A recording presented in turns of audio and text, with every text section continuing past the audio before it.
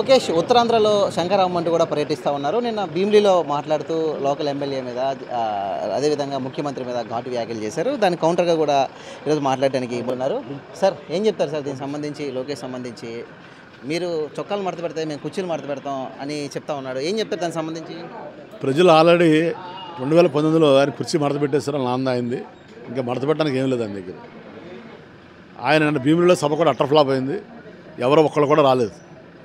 So దానితో ఆయన ఒక ఎమ్మెల్యే పెడితే కూడా తక్కువ సభ జనం వచ్చారు. అందుకని ఎమ్మెల్యే పెట్టిన సభ కంటే కూడా ఆయన జాతీయ ప్రధాన కార్యదర్శి చెప్పుకుంటాడు, పెద్ద రాష్ట్ర నాయకుడు చెప్పుకుంటాడు. కాబట్టి ఆ ఫ్రస్ట్రేషన్ ఆయన నోటికొచ్చి మాట్లాడాడు. ఆయన జగన్ గారి మీద, మా పార్టీ మీద, నా మీద, అవన్నీ కూడా ఎక్కడైనా సరే ఓపెన్ డిబేట్కి సిద్ధం.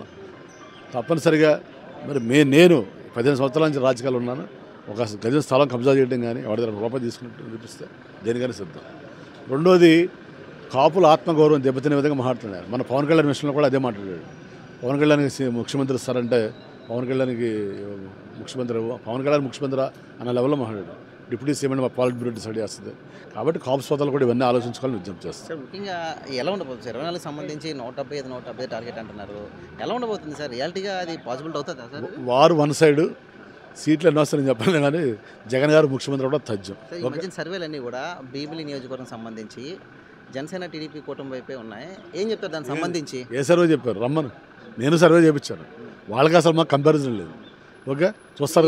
ఎమ్మెల్యే మీరే ఉంటారా లేకపోతే వేరే వ్యక్తికి ఇచ్చిన సపోర్ట్ చేస్తారు? 100% నేనే ఉంటాను. ఓకే సార్, ఎలా ఉండబోతుంది సార్? ఎంపీ విశాఖ సిటీలో కూడా కొన్ని వర్గాల్ని ఎంకరేజ్ చేస్తుంది ప్రభుత్వం, కొన్ని వర్గాల్ని ఎంకరేజ్ చేయలేదు.